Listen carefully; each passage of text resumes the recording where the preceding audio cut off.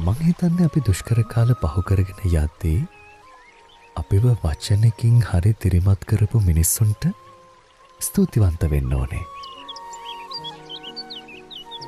මිනිස්සුන්ට ජීවිතයේ විවිධාකාර තැන්වලදී විවිධාකාර හිත්‍රිතීම් බිඳවැටීම් පසුගාමී වීම ඇති වෙනවා. ඒක බොහෝම සාමාන්‍ය දෙයක් වුණාට ඒ වගේ මනෝභාවයකින් එළියට එන්න අපිට කාගේ හරි උදව්වක් ඕන වෙනවා. එහෙම නැත්නම් අපි කාගේ හරි උදව්වක් බලාපොරොත්තු වෙනවා.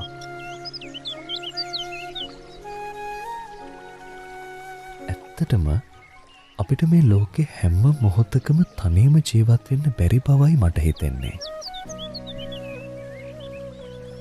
මොකද සමහර වෙලාවට අපි වැටෙන මානසික ආඝාත වලින් උඩට එන්න අපිට කාගේ හරි තල්ලුවක් ඕන වෙනවා.